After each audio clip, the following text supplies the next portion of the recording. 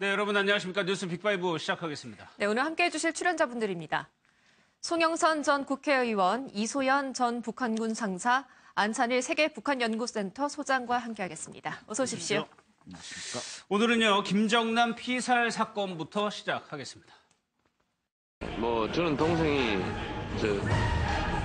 북한 주민들을 위해서 정말 주민들의 윤택한 생활을 위해서 최선을 다해줬으면 합니다. 개인적으로 3대 세 김정남은 김정은에게 저와 가족에 대한 응징 명령을 취소해 주기 바랍니다. 저희는 갈 곳도 없고 피할 곳도 없음. 도망가는 길은 자살뿐이라는 것을 잘 알고 있음이라고 하소연하였다고 합니다.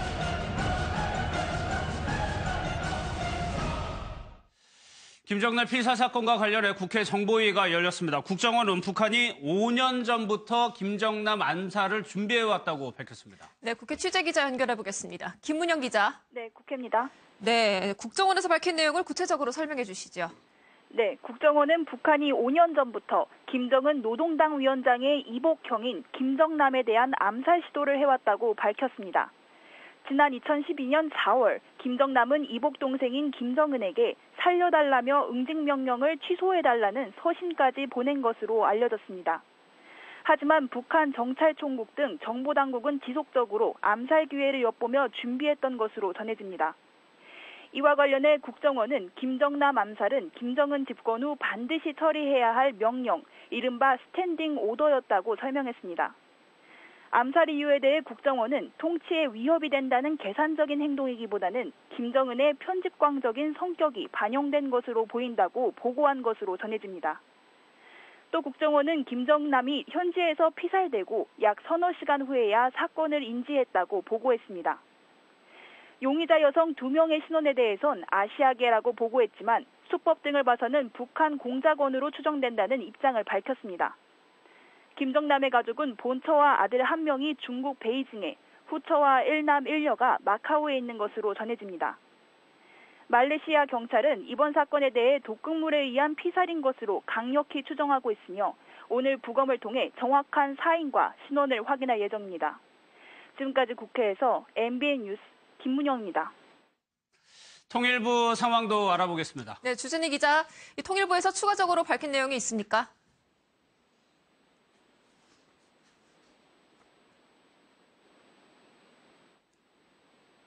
주진희 기자 전해주시죠. 통일부 상황이요.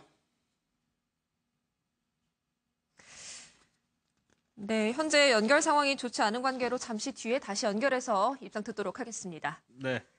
김정남 피살 사건 말레이시아에서 좀 소식이 전해왔는데 사건 상황부터 좀 살펴보도록 하겠습니다. 송영선 의원님, 일단요, 지금 바라보는 거는 여성 2명이 관련돼 있고 그게 CCTV에 포착이 됐어요. 네. 방법이 좀 문제인데 방법이 네. 일단 뭘로 좀 추정해 볼 수 있을까요? 저는 독 스프레이하고 독침하고 2개가 동시에 사용이 되지 않았나. 예.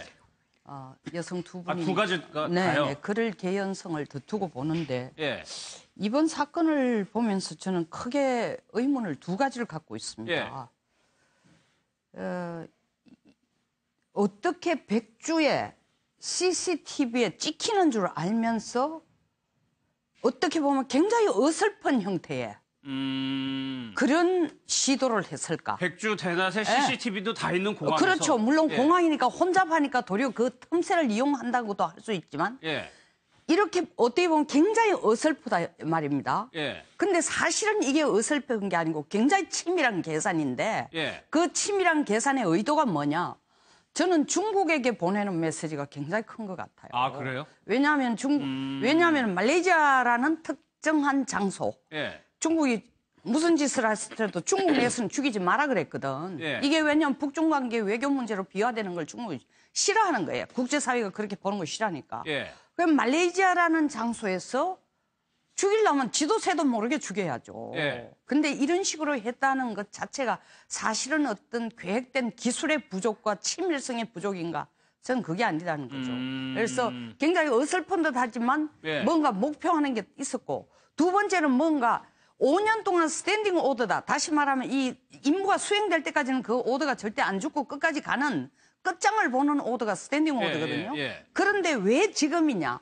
뭔가 급박한 상황이 있었다. 어디서요? 북한 내부에서? 북한 내부에 쓰든지 어쨌든 간에 아니면 김정남이가 최근에 뭐 본의 아니게든지 어쨌든 중국과의 무슨 영향을 좀 받는다든지 아니면 개인적으로 뭐 돈 문제가 있다든지 아니면 김원홍이 최근에 자리를 바뀐 거에 대해서의 관계가 있다든지 뭔가 있는 상황에서 물론 김정은의 의지는 처음부터 죽일 의지는 확실했지만 지금 이 타임 why now 지금 이 타이밍이 그런 한 두 가지 변수의 영향을 받지 않을까. 알겠습니다.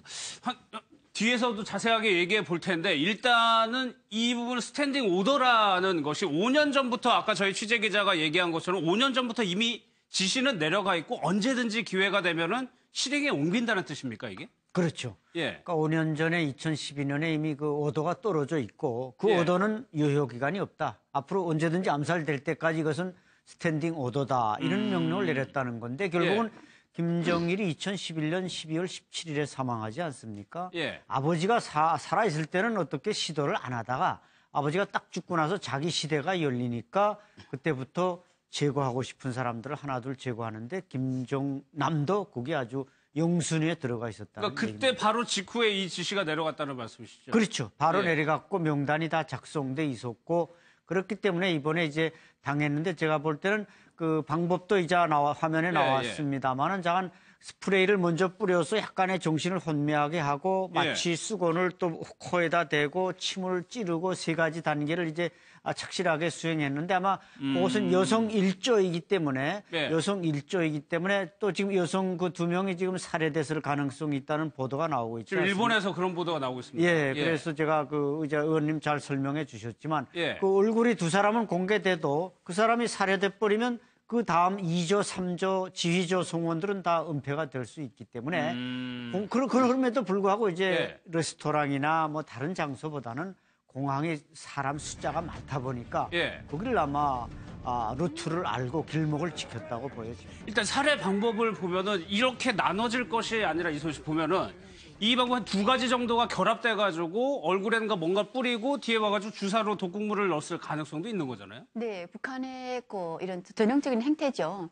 실제 이런 살해 같은 것을 할 때 한 사람이 들어와서 하진 않습니다. 그리고 이렇게 해외 파견된 이런 정찰 총국의 이 요원들을 본다면 주로 여성들이 많이 침투가 되는데요. 이 여성들 같은 경우는 혼자서 김정남이한테 접근을 한다라고 하는 것은 여성의 신체적 이 체력 때문에라도 이것은 위험한 상황으로도 갈 수도 있다라는 거죠. 그래서 꼭 이런 정찰 요원들 보게 되면 2명, 3명이 움직이는 조가 2인, 3인으로 다 되어 있습니다.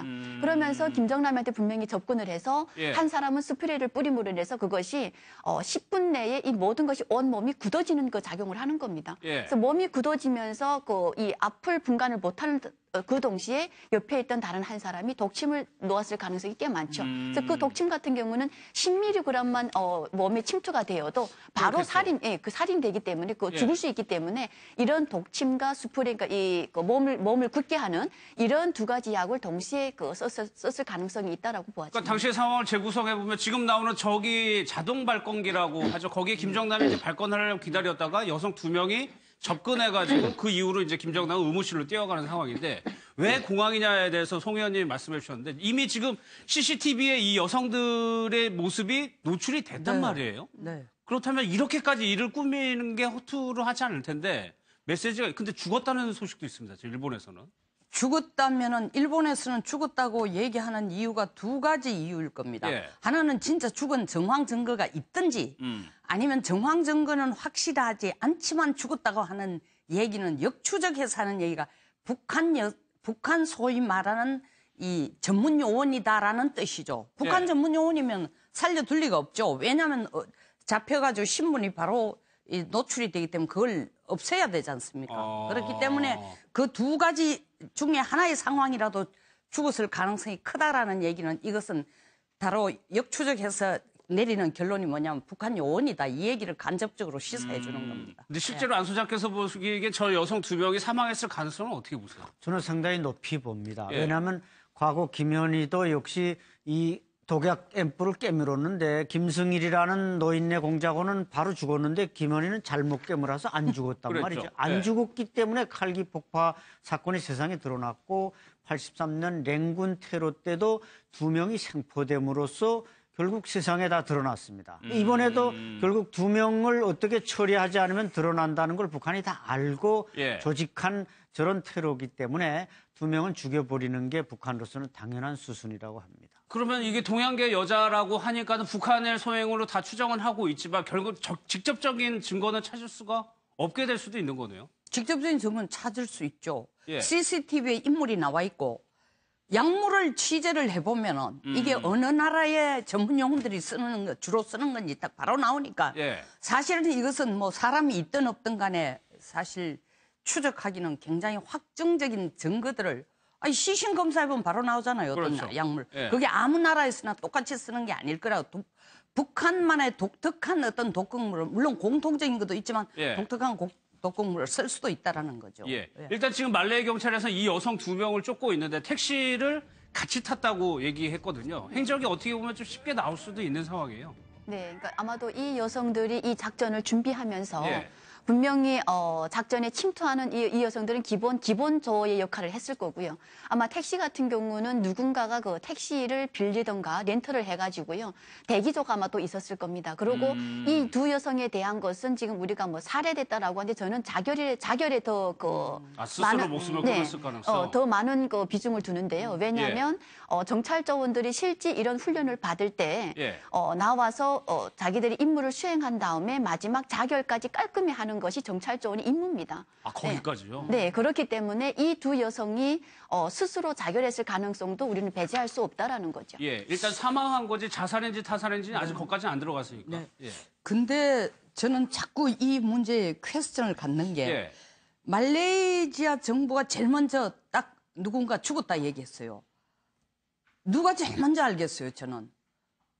일본이 세계에서 정보라면 말도 못하게 빠르거든요. 그렇죠. 예. 중국도 빠른데 중국이 지금 자기 기사를 내는 게 뭐냐면 한국에서 굉장히 적극적인 기사를 보고 우리들도 그걸 분석하고 있다. 이런 식으로 말을 하고 있어요. 우리나라의 언론 보도를 분석하고 있다. 그렇죠. 그러니까 예. 우리가 제일 먼저 적극적으로 냈다는 뜻이죠. 더 한 발 나아가 이렇게 적극적으로 나라가 국내적으로 시끄러운데도 불구하고 이걸 이렇게 적극적으로 내는 거 보니까 심지어 한국에서는 정치적인 배경을 이용한 음모가 아닐까 이런 말도 안 되는 얘기까지 끄집어내고 예. 동시에 일본은 아주 또 신중하면서 물론 김철이라는 그 여권을 다른 대명 여권을 쓰기는 했지만 예. 끝까지 김정남이라는 것을 말레이 정부하고 우리는 거의 확신하고 사실은 우리는 거의 김정남이다 확신하고 글을 쓰는데 예. 북한의 뭐 남성 이렇게 내고 있는 게 저는 이것이 단순한 김정은의 그 죽음의 문제가 아니라 예.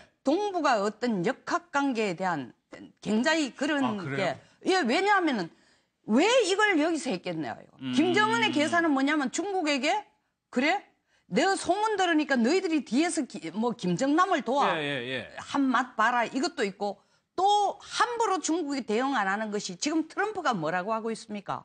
정말 이 오바마 때 북한에게 너무 물같이 대했으니까 이제 본때를 보여주겠다 하니까 중국에게 영향을 줄 수 있는 미중 관계에 영향을 줄 수 있으니까 중국은 굉장히 나름대로 조심스러운 대응을 지금 하고 있단 말입니다. 그러니까 단순하게 그냥 김정은이 김정남을 죽였다는 게 아니라 동북아의 또 다른 변수로 떠오를 것을 정치의 복잡한 변수로 떠오를 것을 중국과 일본은 좀 염려를 두고 있는 것 같습니다. 안 그래도 좀 미스터리한 부분이 김정남의 신병 가족들도 다 중국이 관리하고 있다라고 지금까지 알려져 있었는데 혼자 출국한 것으로 보인단 말이에요. 아무도 없었어요, 주변에.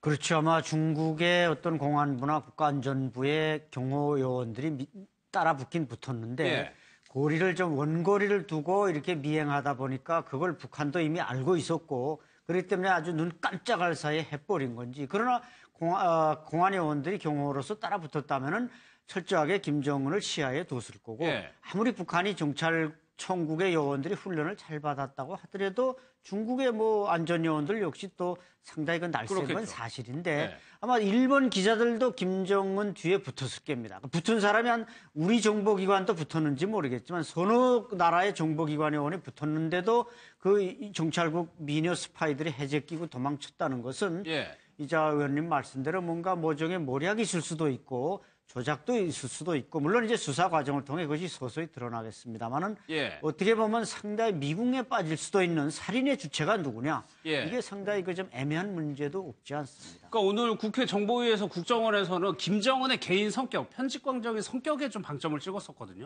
그 성격에 방점을 두는 이유가 있습니다. 예. 실제로 여러 가지 변수로 뭐 김정남이가 김정은에게 어떤 이 소위 말하는 체제를 전복시키면서 자기가 힘을 권력을 장악할 거다. 그 이유 때문에 했다. 그 예. 가능성 때문에 했다 하는데 저는 그 가능성 거의 0%인 게 2013년에 장성택을 죽이고 난 뒤에 장성택의 측근 뭐 1000명 그리고 아주 그 예하 있는 좀 무지랭이라 하면 표현이 이상하지만 직급이 낮은 관계 사람까지 2만 명 가까이를 죽였다 그러니까 장성택의 그림자는 사라진 거예요. 예. 그렇다면은 우리가 힘을 가지려면 반드시 조직이 있어야 돼요. 예. 조직과 연락망과 돈이 있어야 그렇죠. 힘을 갖습니다. 예. 지금 돈줄도 끊겼잖아요, 김정은이. 그러니까 자기가 힘을 갖는 게 아니고 이것은 김정남이가 김정은에 대한 위협이 되기 때문이 아니라 김정은의 독특한 성격 때문에 넌 반드시 죽이고 말 거라라는 그리고 예. 자기가 적통, 백두산 혈통의 적통이 아니라는 데 대한 어떤 자격지심 이런 게 작용해서 죽인 것이 더 큰 이유가 아닐까. 예. 그러니까 이게 중국 쪽에서는 아직까지는 굉장히 좀 차분한 모습을 보이고 네. 있는데 어떻게 논의가 진행되는지 한번 지켜봐야 돼요. 일본도 그렇고요. 혼자 출국을 했는데 마카오로 가려고 했다는 보도가 나왔는데 일단 가족들이 마카오에 있단 말이에요. 네, 예. 그러니까 지금 김정남 같은 경우는 본처가 있고 또 후처가 있고, 본처 후처. 네, 또 그 말레이시아 그 한국 식당 같은 경우에는 또 중국계 싱가포르에 뭐 이런 여성도 애인도 데리고 다니고, 그래서 지금 그 마카오 같은 경우에 아마 그 김한솔 그 아들이 예. 뭐 살고 있다라는 이런 얘기도 나오고 있습니다. 프랑스 파리 대학을 아주 완전히 졸업하고 이제는 예. 마카오에 있는 거 아니냐 이런 설까지 나오고 있어서 그쪽으로 가려고 했던 거 아니냐라는 이런 말이 나오는데 실제 저는 이 김정남이가 그동안에 중국의 후원을 받아서 여러 가지 그 자기의 모든 이 생활을 이 지원을 받아서 생활을 했었는데 예. 이번에 공항 같은 경우에는 제일 싼 그 터미널을 이용하기 위해서 그걸 이용하기 위해서 수속을 하다가 거기에서 지금 그렇죠. 일이 됐다라고 하는데 그럴 경우에는 거의 중국에서 김정은 체제가 장성택을 처형한 이후에 예. 그 이후부터 거의 이제는 북한에 대해서 적극적이라기보다는 이제는 김정남에 대한 경호까지는 끊었을 정도로 거의 좀 방심한 상태도 아닌가라는 이런 것도 한번 좀 생각해 봐야 된다고 생각합니다. 예. 저는 우리 상사님 말씀하신 거하고 그 부분에 대해서는 의견을 살짝 예. 달리하는데 왜 그러냐면 2월 6일 날 이 쿠알라룸푸르로 들어갔습니다. 예. 근데 2월 6일 날 들어왔을 때부터 굉장히 김정남이가 쫓기는 듯한 분위기였다고 하죠. 쫓기듯이 들어갔다. 예. 예. 그리고 거기 와서도 쫓긴 듯하고 아까 우리 택시 얘기가 나왔는데 사실은 자기 숙소에서 공항까지가 80km인데 택시를 안 타고 버스를 타고 갔다는 겁니다. 우리로 치면 뭐 공항 리무진 이런 걸 타고 예, 갔는데 예.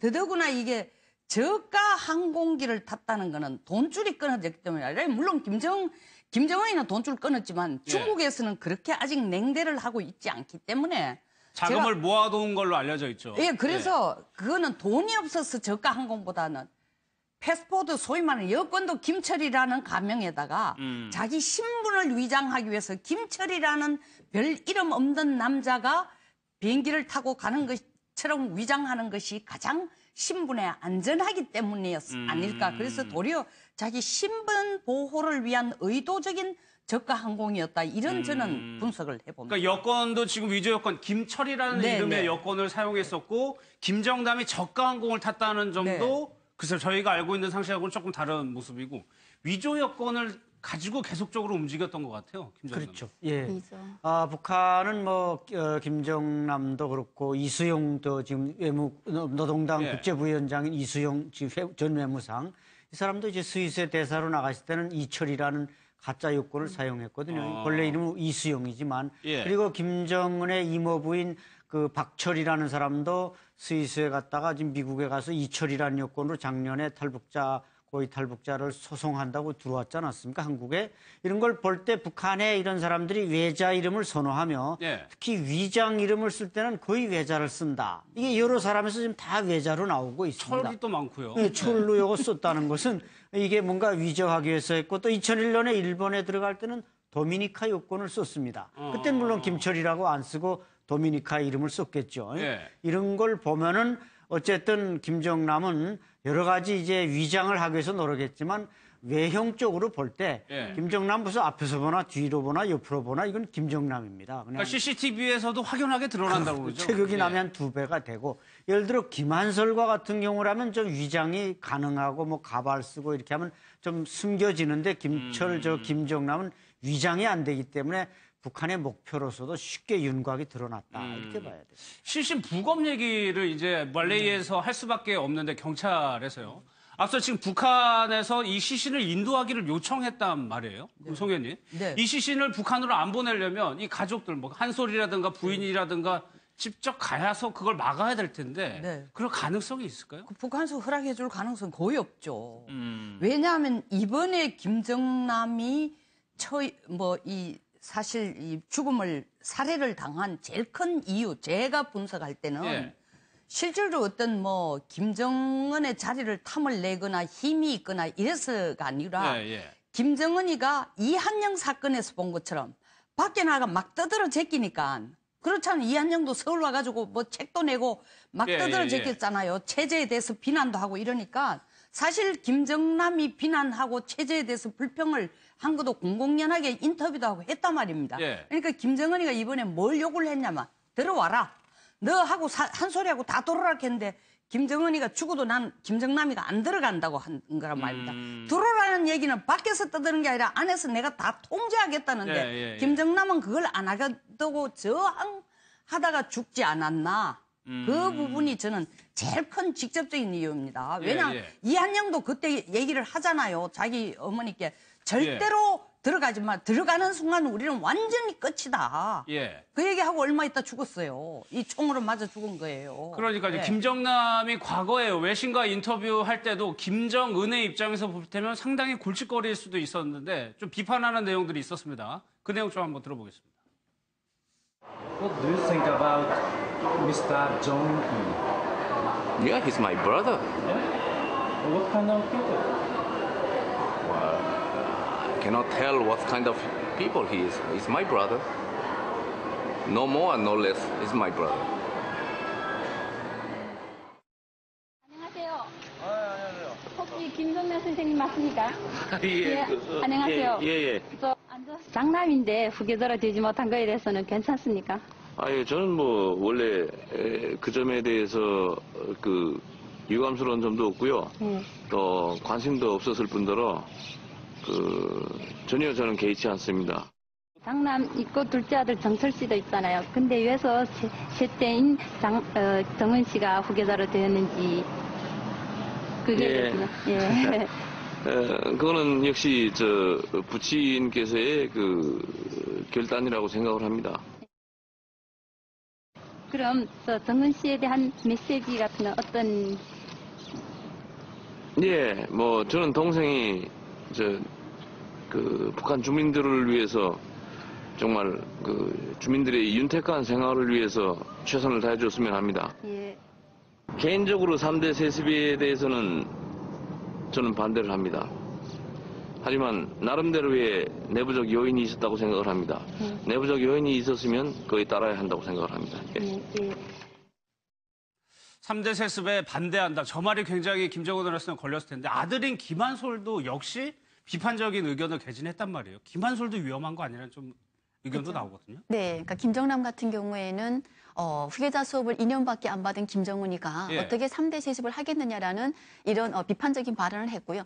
김한솔 같은 그 아들인 김한솔 군 같은 경우도 자기 김정은을 할아버지하고 삼촌 사이에 일어난 일이긴 하겠지만은 독재자라는 이름 설명을 해가면서 했죠. 독재자라고 했습니다. 독재자라고 했는데 역시 김한솔 같은 경우도 신변에 안전하다라고는 말하기는 어렵겠죠. 왜냐하면 그렇게 지금 나와서 이제 서방 세계의 이 자유라는 이런 문물도 많이 먹었고 또는 자기 아버지를 피살한 김정은 아니겠습니까? 이제는 그러면 프랑스에서 정치 외교를 공부한 이 김한솔 군 같은 경우에는 그런 정치적인 이런 부분에 대해서 상당히 많은 관심을 가질 것이고 그런 쪽에를 또 더 많은 활동을 한다라는 것에 대해서 김정은도 아마도 계산을 지금 하고 있으리라 생각을 합니다. 그러니까 김한솔이나 가족의 입장에서는 그렇지만 아버지가 지금 타국에서 피살된 상황인데 지금 와야 될 거 아닙니까? 장도 그렇죠, 치러야 그렇죠. 되고. 예. 그런데 지금 북한이 CC까지 달라고 하는 마당에 그걸 들어올 수가 있느냐, 노출시킬 수 있느냐. 그렇죠. 그런 점에서 지금 김한솔 군이 상당히 조심해야지. 예. 만약에 이제 지금 북한 공작원들이 누구를 죽이고. 잠시만요. 지금 말레이 언론에서 용의자 2명 중에 1명의 사진을 공개했는데 굉장히 좀 호리호리한 체격이네요. 그렇죠. 워낙에 경찰총국에 뽑히는 공작원들은 저렇게 훈련을 또 많이 받다 보니까 살찔 이유가 없고 저도 저런 경찰총국에 근무하다 최근에 탈북자들을 만나보면 여성 공작원들을 선발할 때는 뭐 가슴도 작아야 된다, 히프도 작아야 된다. 아주 그 기준이 까다롭답니다. 예. 그것은 그만큼 어디에 나가서 납치하고 덕침 찌르고 하는데 뚱뚱하거나 살이 찌면 절대로 안 되고 또 훈련 내용 자체가 살이 찔 수가 없거든요. 그래서 아까 잠깐 나왔고 이번에 더 구체적으로 나왔습니다만, 뭐 어떻게 보면 대남 공작, 해외 공작요원의 전형적인 몸매를 가진 사람이다. 아, 전형적인 모습이다. 예, 그렇게 볼 수 있습니다. 굉장히 고대 훈련을 받았겠죠, 북한에서 공작원으로. 네. 저 여성들 같은 경우는 고등학교 졸업할 때 나이, 10대 나이에 데려갑니다. 만 16세 정도가 되는데요.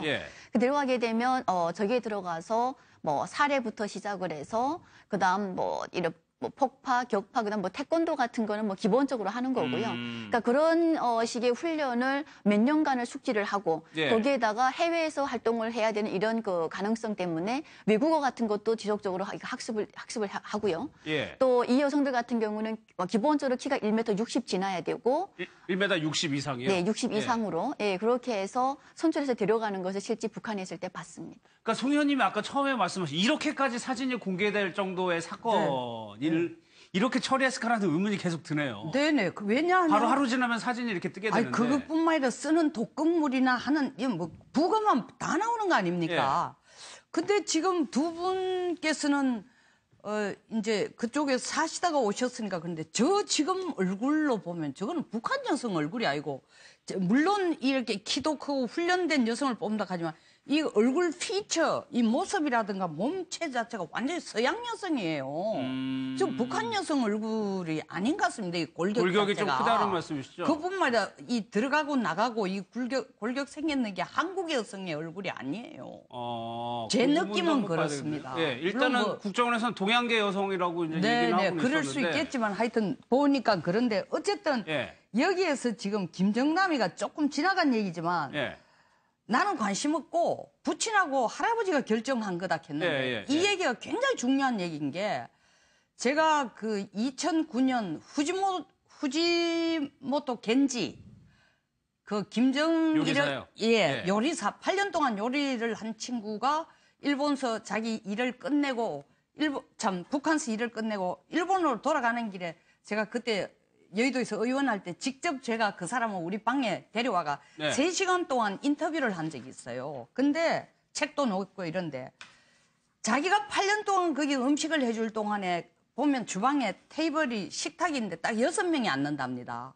근데 그 6명이 뭐냐, 고영리를 포함한 가족 5명, 그 애세하고 고영리하고 김정일이고 한 자리는 김옥자리고 처음부터 김정남은 그 식탁에 한 번도 식구로 앉혀준 적이 없다는 거예요. 그러니까 아버지 김정일이 볼 때 처음부터 김정남이는 아예 아웃시킨 거예요. 아웃시킨 거예요. 그러니까 자기가 부친과 할아버지 결정이다 하는 거 관심이 없어서 없는 게 아니라 나는 처음부터 아예 이 권력의 선계자로 부친이나 할아버지가 생각을 안 해줬다 이 얘기를 강조를 하는 것 같아요. 그러면요, 김정남의 어릴 때 친구였습니다. 지금 당연히 탈북을 한 상황이고요. 김철웅 씨에게 김정남의 어린 시절을 저희가 한번 사전에 인터뷰를 해봤습니다. 어떻게 얘기를 한지 한번 들어보겠습니다. 제가 유치원 때니까요. 5살, 6살? 마지막으로 본 거는 한 10살 정도? 어릴 때, 저희들 같이, 쉽게 말하면 상자식들, 여기로 말하면 장관 자식들이랑 거해충 자녀들 같이 노는 모임이라든지 여러 가지 행사 이럴 때 같이 만나고 놀 수 있는 이런 데서 대장 역할을 했던 사람이 김정남이었어요. 그 왕자들은 달라요. 우리끼리 놀이를 하잖아요. 예를 들어 군사놀이 해가지고 한국식으로 말하면 전투놀이라고 해야 되나요? 하면 항상 거기는 총사령관이에요. 아예. 그러니까 그런 식으로 항상 항상 대장 역할을 그냥 시켜줘요.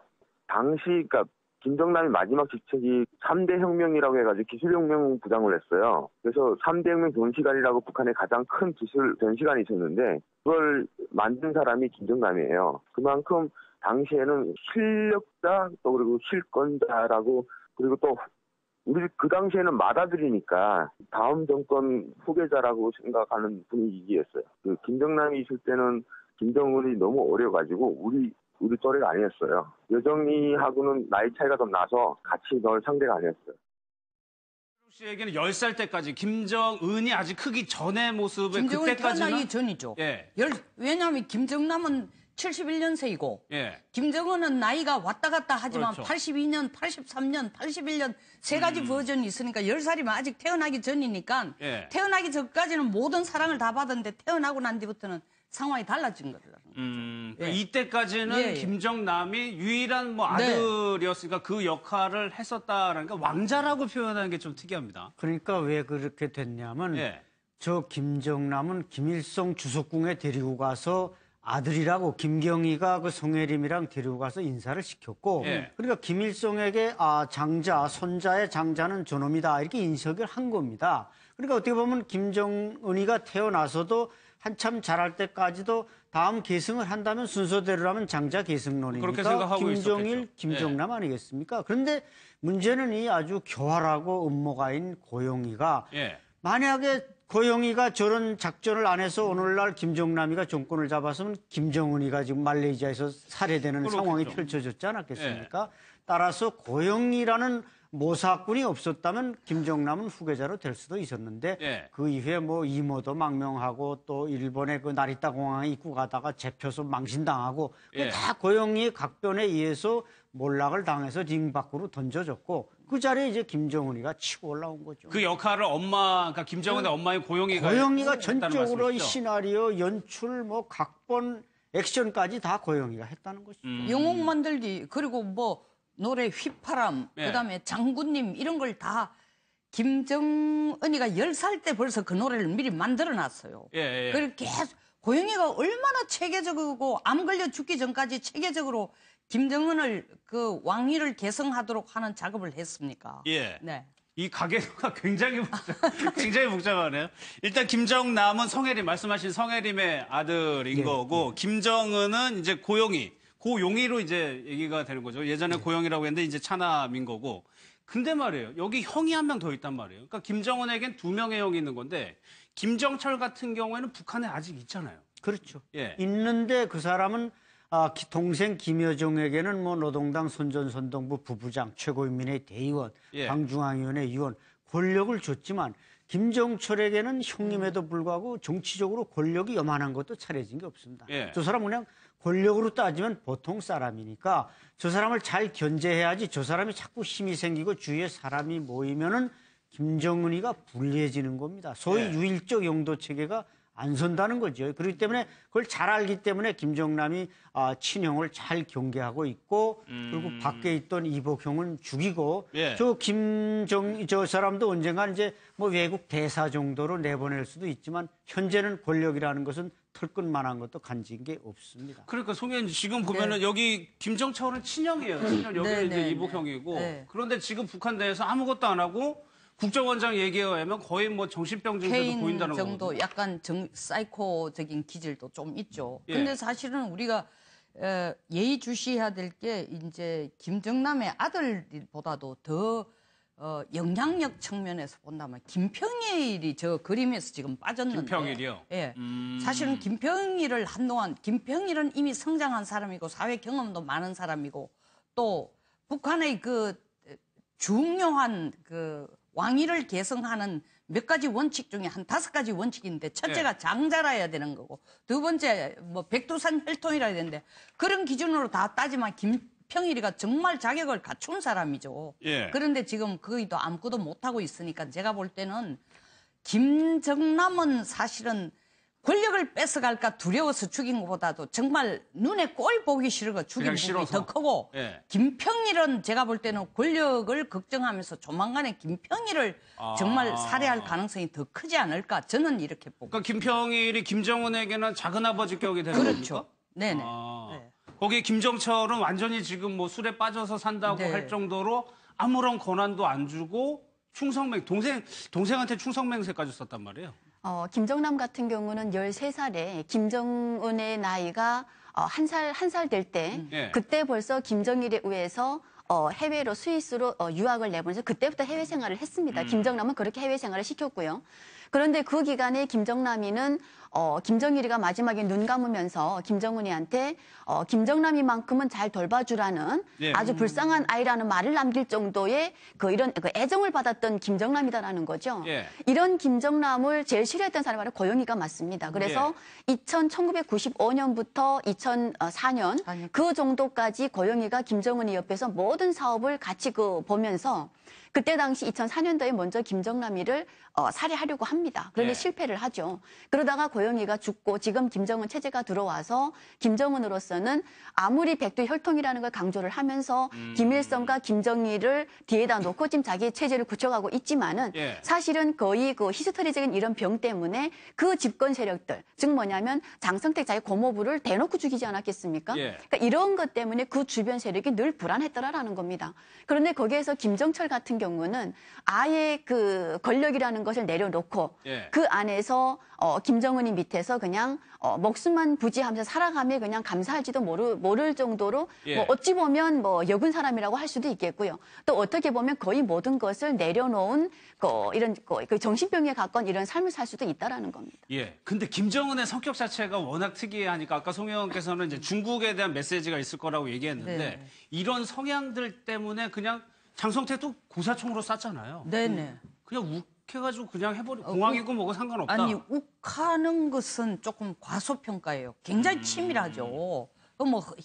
이렇게 보면 동북아의 히틀러라고 보면 되는 거죠. 예. 근데 굉장히 독재적인 그리고 절대 진짜 유일 영도 체제를 실질적으로 몸으로 실천하는 건데 예. 문제는 뭐냐면 그게 자기 무덤이라는 걸 모른다는 이 한없이 어리석은 거죠. 예, 예. 제가 볼 때는 어떻게 보면 빠른 시간 내에 우리가 통일을 할 수 있는 예. 알겠습니다. 네. 그런데 오늘 국정원에서도 어떤 얘기를 했냐면 김정남이 김정은 동생에게 살려달라는 편지를 썼다고 얘기를 했었거든요. 네, 5년 전에 편지를 썼다는데 그것은 아마 그 김한솔과 김정은 사이에 또 김정남이 이 양쪽에서 무슨 협의가 있었을 수 있습니다. 왜냐하면 아까 말씀드린 대로 이 김정남은 김일성 주석한테 불려가 무릎에도 앉고 사진도 찍었는데 김일성은 이 김정은이나 이 고영희 쪽은 아예 본 적이 없습니다. 그래도 이제 숨겨놨죠. 김정일이가 숨겨놨지 세 번째 마누라라고 데리고 갔다간 아버지한테 딱이 맞을 테니까 숨겨놨던 사람이고. 그래서 김정남은 자기가 될 줄 알았는데 어머니가 일찍 죽고 고영희가 공작을 해서 자기는 다 밀려났으니까 그래서 상당히 억울하게 됐지만 한솔이를 파리 대학에도 보내야 되겠고 바깥 세상을 떠돌아다니는데 이게 풍운아처럼 떠돌아다니는데 돈은 필요하고 그래서 아마 김정은이가 뭔가 제시를 했겠죠. 나한테 충성의 편지를 쓰라. 그러면 돈을 보내주겠다. 이것은 이제 김경희가 고모가 중재했을 가능성도 있습니다. 너 그렇게 끝동꼬지 부리지 말고 일단 동생이 지도자가 됐으니까 좀 잘 보이고 그래야 너한테 생활비도 나오고 한솔이 학비도 나오지 너가 무슨 돈으로 호화스럽게 살겠냐. 그래서 아마 또 뭔가 암살당할 수도 있어. 너 김정은에게 잘못하면 이렇게 이제 고모나 장성택이가 힌트를 줘서 편지를 썼지 저 사람 성격에 자발적으로 썼을 리는 만무하다고 봅니다. 힌트도 있겠지만 타이밍상 제가 볼 때는 박사님 말씀에 상당히 동의를 하고 힌트도 있겠지만 타이밍상 2005년에도 김정남이를 죽이려고 했고 2009년에도 죽이려고 그랬고 2010년에도 죽이려고 했고 여러 번 시도를 했는데 그때는 김정남이가 아직 희망줄을 갖고 있었는 거예요. 자기가 왕위를 계승할 수 있다는. 중국 쪽으로? 아니죠. 김정일의 왕위를 해서 집권을 자기가 할 수 있다는 희망을 갖고 있을 때인데 2012년 4월이라는 건 모든 게 김정은한테 이제 다 넘어갔습니다. 그러니까 현실적으로 생각해서 가장 계산적으로 살아남는 방법은 내가 항복할 테니까 목숨 살려주고 필요한 거 지원하라. 이 방법대로 선택을 한 거라고 봅니다. 알겠습니다. 김철웅 씨에 관련 사전 인터뷰를 또 하나 들어보겠습니다. 과오가 있어서 후계 구도에서 밀려났다는 얘기인데 어떤 내용인지 한번 좀 직접 보겠습니다. 김정남이 쫓겨나고 부산 주민들은 알고 있었나요? 전혀 몰랐어요. 알고 있었던 사람은 최측근 고위층 아니면 누구도 몰랐어요. 중앙당 과학기술부장을 할 때도 일반인들이 저 사람이 그 김정일의 아들이구나 아는 사람이 한 명도 없었어요. 뭐 아버지한테 밑보였다, 일본에서 나갔다가 뭐 문제가 됐다는 얘기는 북한 내에서는 몰랐고요. 뭔가 가오가 있었다. 그래서 아버지한테 밑보였다. 장군님한테 밑보였다. 거기는 그냥 한순간에 없어지는 거는 뭐 하도 사람들이 지고 없어지고 하다 보니까 또 이 사람 또 갔구나. 뭐 그냥 이 정도? 거위층 입장에서는 좀 약간 당혹스러웠던, 줄 서려고 많이 했었거든요. 대장 동지 뭐 이런 얘기를 많이 했었거든요. 그러니까 김정은 한대 하듯이 이렇게 줄 서려고 많이 했던 사람들이 되게 당혹스러웠죠. 거영이라는 그 여자는 제일 격하잖아요. 그거보다는 뼈대가 있는 집안이라서 여러 가지 봤을 때 전혀 선색이 없다 해도 될 만큼 자식으로서는 그 가오만 없었으면 상당히 그 가장 첫 번째 후계자였죠. 김초롱 씨 얘기는 이 두 사람의 엄마 얘기를 하는데 김정은의 어머니 같은 경우는 제일 교포. 북한에서는 그 정통성을 인정하기가 쉽지 않잖아요. 그렇죠. 그래서 북한이 지금 뭐 선군 조선의 어머니니 한때 뭐 작품도 만들어놨다가 오픈을 못 하고 있는데 만약에 이제 그 고영이의 사진이나 모든 게 북한 주민들에게 알려질 경우는 북한 김정은 정권은 통째로 흔들릴 수가 있습니다. 그것은 뭐 백두혈통이라고 지금 가짜 그 페인트 칠을 해놨는데 그 페인트를 벗겨내는 결과이기 때문에 북한에게 있어서 김정은 정권의 가장 큰 아킬레스건은 저는 암살도 있고 뭐 여러 가지 죄를 많이 짓지만 어머니를 공개할 수 없는 그 말하자면 북한에서는 이제 복잡군 중에 속하는 북송교포 출신이다. 이것이 북한 주민들에게 알려지는 것이 김정은에게는 가장 큰 아킬레스건입니다. 그거를 이겨내고 어쨌거나 김정은은 올라왔고 지금 김정남은 이렇게 됐습니다. 김정남의 성격이 어떻길래 후계 구도를 놓쳤을까? 이 부분에 대해서도 김철웅 씨한테 여쭤봤습니다. 어떻게 얘기하는지 한번 들어보겠습니다. 이게 김정남이라 했을 때 놀랐었어요. 되게 나름대로 어릴 때도 통통했지만 이 정도로 이렇게 약간 푹 퍼진 몸매는 아니었거든요. 김정남이가 좋아했던 놀이 중에 하나가 스쿼트를 되게 잘 쳤어요. 스쿼트를 참 좋아했고 그리고 정구를 정말 잘 쳤어요. 운동신경이 되게 좋은 사람이었는데 처음에 한국 방송에서 내가 얼굴 딱 봤을 때 걔가 왜 저렇게 됐지 막 이랬어요. 의리도 있고 예민한 측면보다는 부드러운 이런 약간 리더십을 보이려고 노력했던 것 같아요. 김정남은 훨씬 인간적이었다는 걸로 저는 기억하고 있어요. 김정남 자체는 약간 서신 있는 발언을 조금 툭툭 던졌던 사람이잖아요. 충분히 그럴 수 있는 사람이었어요. 워낙 또 자신감도 넘쳤던 사람이라서 약간 자유로운 성격이라고 할까요? 자기 생각을 한 대로 그대로 누구 눈치 안 보는 약간 이런 성격인데 실마리 같은 그 기대 같은 거 있잖아요. 혹시 김정남이 됐었으면 좀 달라지지 않았을까라는 기대가 됐었는데 친구로서 두었다 그러니까 어릴 때 만나긴 했지만 우리가 얼굴을 알고 놀았던 시절이 있어가지고 안타깝죠. 그러니까 유영걸 대표님, 김정남의 성격을 들어보면 부드러운 성격이었고 자유분방하다고 얘기를 하거든요. 이 점이 북한의 독재자, 지도자랑 안 맞았을까요? 그럴 가능성이 상당히 많죠. 뭐 부드럽고 자유로운 성격들이 아마 아버지 김정일 기준으로 볼 때는 저 맡겨도 될까? 저 북한 같이 이렇게 경직된 조직 사회를 끌고 가는데 저 굉장한 아마 바람이 불 건데 저 김정은 아들이 김정남이가 그걸 할 수 있을까? 제가 보기엔 거기에 대한 불안감이 좀 있었지 않나 싶고 보니까 김정남이가 얘기를 소신 있게 하잖아요. 김정은 보고도 그냥 형제다. 단순한 그냥 형제라고 그랬잖아요. 동생이라고 표현해요? 네, 동생이다. 그거는 거의 남이라 소리나 똑같지 어떻게 보면은. 그런 소신 발언들이 아마 간택하는데 굉장히 나는 마이너스 작용을 하지 않았느냐. 아버지한테도 또 그랬을 거란 말입니다. 그러니까 북한에 제일 중요한 게 체제 유지하고 존엄인데 최고 지도자에 거기에 대해 좀 흔들렸을 가능성이 많고 삼성그룹도요. 이병철 회장이 아들 중에 선택할 때 제일 좋은 이건희 회장의 능력도 뛰어났지만 아버지에 대한 충성심 이게 제일 강했어요. 이맹희의 아들은 똑똑하긴 했었는데 굉장히 자유분방했죠. 아버지한테도 좀 할 소리 하고 굉장히 그랬으니까 그거 내쳤거든요. 대기업도 그렇고 다 그런 면들이 다 있습니다. 서울에 저 동작구에 방배동 있잖아요. 왜 방배동인 줄 아세요? 등을 돌렸다는 거예요. 저 왕궁에 등을 돌린 게 방배동이에요. 그러니까 효령대군이 동생인 세종대왕 셋째한테 뺏기고 충녕대왕한테 뺏기고 저희 가서 등을 돌리고 살았다고 그래서 방배동입니다. 그럴 정도로 저 형제 간의 그 싸움이라는 건 어마어마한데 제가 보기에는 김정은은 악착 같았고 김정남은 조금 자유분방하고 뭐 그러지 않았나 있기 싶습니다. 네. 그러면요, 지금 하태경 바른정당 의원요, 북한 인권운동을 했었죠. 조금 의도를 좀 살펴보도록 하겠습니다. 하 의원님 나와 계시죠? 예, 안녕하세요. 하태경입니다. 일단요, 김정은이 김정남을 말레이시아 공항에서 살해한 의도가 있을 텐데 뭐라고 좀 분석하고 계십니까? 김정남이 실제로 이제 북한 내에서 어떤 영향력이 있지는 않지만 중국 입장에서는 만약에 김정은을 교체하고 싶을 때 대안으로 내세울 수 있는 유일한 사람이에요. 유일한 사람? 북한 내에서는 백두혈통이고 또 개혁개방을 주창해 왔었고 또 3대 세습을 공개적으로 반대했고 해서 북한이 중국이 북한의 친중 정부를 세우고 싶을 때 김정남이 딱 맞는 사람인데 김정은의 입장에서는 이게 자기한테 눈에 가신 거예요. 자기가 이제 김정은은 한국을 무력으로 어쨌든 통제를 하고 싶은 거예요. 국지전을 일으키고 여러 가지 도발을 해서 한국을 완전히 자기 발 아래 장악하고 싶은데 그걸 중국이 반대하거든요. 근데 그때 중국이 내세우는 카드가 네가 계속 설치면 김정은이 설치면 너 제거하고 김정남이 안 치겠다.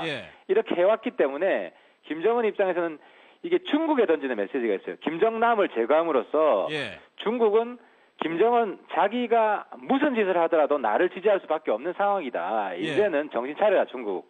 다른 생각하지 마라. 이런 메시지가 저는 굉장히 강하다고 보고요. 그랬기 때문에 김정남을 몇 년 수년간에 걸쳐서 암살하려고 했던 것이고 이번에 성공을 한 거죠. 하태경 의원께서도 송 의원님이랑 비슷한 의견을 좀 가지고 계신데 그러면요 앞으로의 김정은 체제 북한 내부의 어떤 변화 같은 것도 예상해 볼 수 있습니까? 북한 내부는 지금 사실상 김정은이 사실상 장악했다고 생각을 하고요. 중요한 거는 대외 관계인데 한국에 대한 국지전 가능성이 아주 높아졌다. 그 결과 김정남을 제거함으로써 그래서 김정남 제거는 한국과의 전쟁 전야다. 뭐 이런 메시지가 도발할 것이다 하는 메시지가 강하게 지금 있다고 생각을 합니다. 알겠습니다. 그리고 하 의원님이 작년에요. 국내 암살자들이 북한을 보냈다 그런 주장을 하셨는데 이번에도 암살이라는 점 때문에 좀 충격적이거든요. 아직도 그 주장이 좀 유효하십니까? 여전히 유효하고요. 남자 두 사람 제가 확인한 게 이제 작년 말에 남자 두 사람이 들어왔고 동남아를 거쳐서 들어왔고요.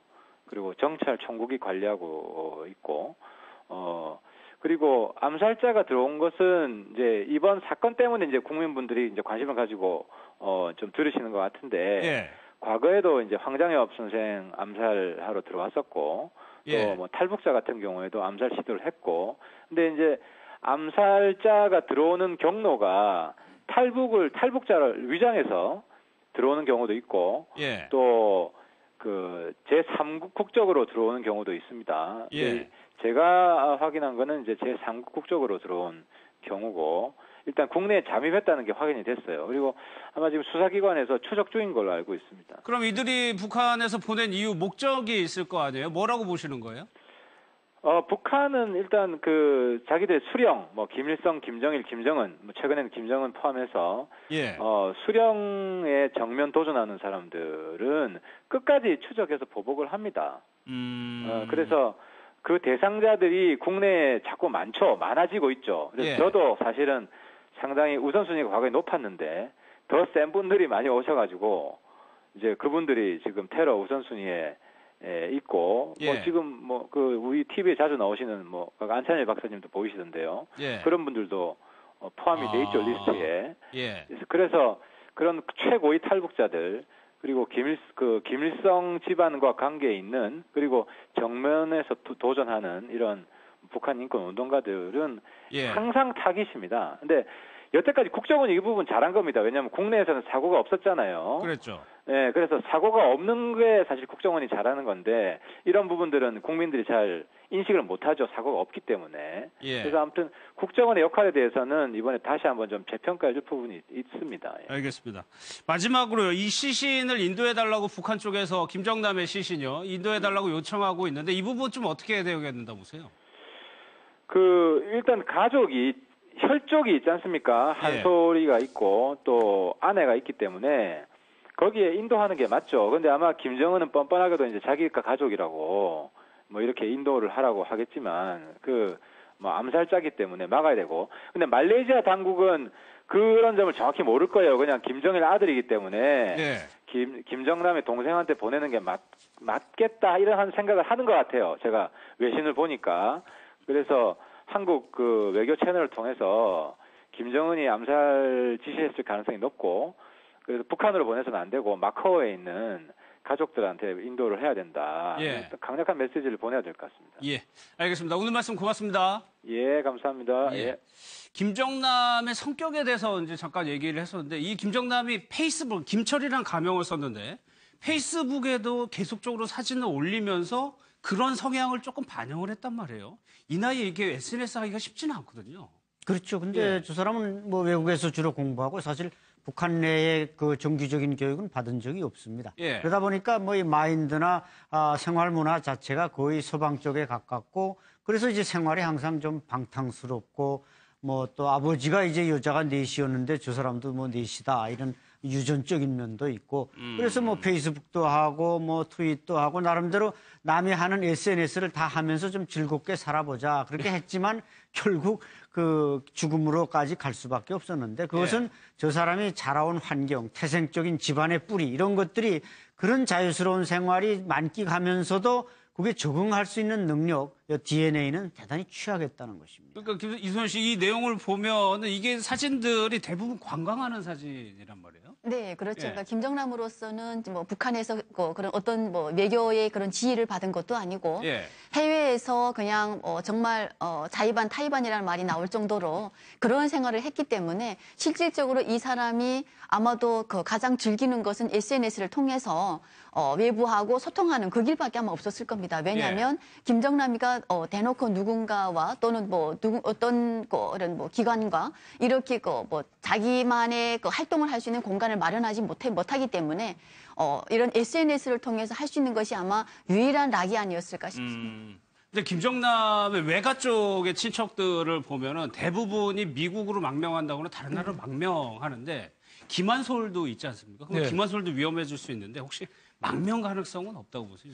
뭐 상당히 망명 가능성이 많이 있죠. 뭐 프랑스에서 공부하고 옥스퍼드 대학원까지 합격했는데 지금 영국의 옥스퍼드 대학원을 안 가고 지금 마카오에 와 있다는데 본인은 얼마나 생명의 위험을 느끼겠어요. 지금 따지고 보면 저기도 김정남의 아들이니까 중요한 어떻게 보면 백두혈통에 어떻게 보면 맞이잖아요. 저기 김정은은 저건 후지산 혈통이라고 해서 저건 완전히 격가지잖아요.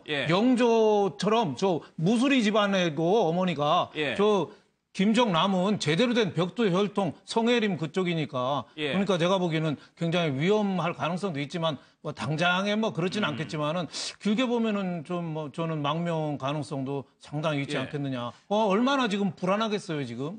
안 소장님 지금 나오는 사진이 북한 대사관들 차량이 영안실 앞에 지금 도착한 사진이거든요. 그렇죠. 상당히 많거든요, 차들이. 그렇죠. 저렇게 지금 북한이 지금 공세를 취하는 겁니다. 외교적인 뭔가 제스처를 함으로써 빨리 압박을 하고 있는데 저 사람들이 여러 명, 여러 대 차가 와서 빨리 시신을 넘겨달라. 그러니까 이 시신을 부검하기 전에 달라는 건데 물론 저 사람들이 시신 달라 그러면서 우리가 시신을 평양으로 가져가는 게 아니라 마카오로 가져가 장례식을 치러주겠다.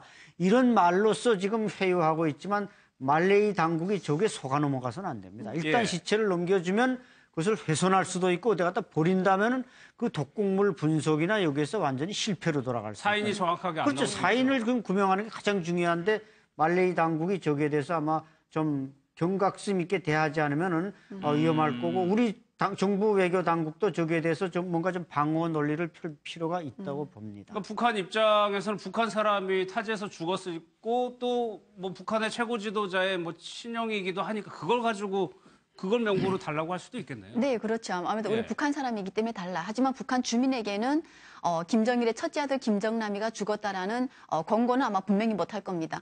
하지만 말레이 입장에서는 자기들 공항에서 이건 테러가 일어난 거잖아요. 예, 한마디로. 그렇기 때문에 아마 자기들 말레이 국가의 위신상 문제도 있고 하기 때문에 예. 이에 대한 사인을 정확히 규명을 한 다음에 시신을 인도하는 것이 아마 맞다라고 생각을 할 겁니다. 오늘 국정원에서 이 김정남의 죽음이 일반 인민들은 잘 모를 거다, 이 인물에 대해서. 근데 고위층에게는 상당한 충격을 줄 거다라고 얘기했거든요. 그 부분 그렇죠. 이게 말레이시아의 북한 대사관이 주재하고 있고 예. 외교 관계가 설치돼 있기 때문에 북한도 SNS가 비교적 빠른데 이 대사관을 통해서 아마 다른 나라 대사관들 뭐 체코 대사관, 김평일 대사라든지 이런 데 정도는 통보할 수가 있습니다. 그렇게 되면 그것이 또 평양으로 들어가고 그래서 엘리트 세계에 아마 통보되는 데는 일주일도 안 걸린다. 그러나 보통 주민들에게는 그것이 철저하게 베일에 가려질 수밖에 없습니다. 예. 그게 지금 얼마 전까지만 해도 엘리트 탈북자들 동의하고 있다는 보도 많이 나왔었잖아요. 예. 그거에 대해 차단하는 효과는 있겠네요. 그렇겠죠. 예. 그러니까 뭐 계속 공식적으로 제가 보기에는 저 장성택 때는 양봉음이라는 말도 썼잖아요. 장군님 계실 때는 꼼짝 못하다가 정치적인 야심을 속이고 고개를 숙이다가 양봉음이 그 면종복배라는 얘기거든요. 앞에서는 고개 숙이고 뒤에서는 등 돌리고 하는 것처럼 격렬하게 장성택 처형하고는 비난했는데 제가 보기엔 김정남에 대해서는 그렇게 비난하지 않으면서 대충 뭐 조용히 넘어가려고 하지 않을까 저는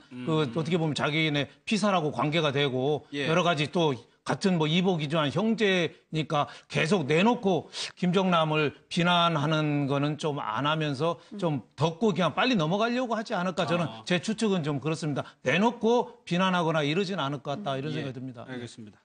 다른 소식들도 살펴보겠습니다. 정화영 앵커입니다.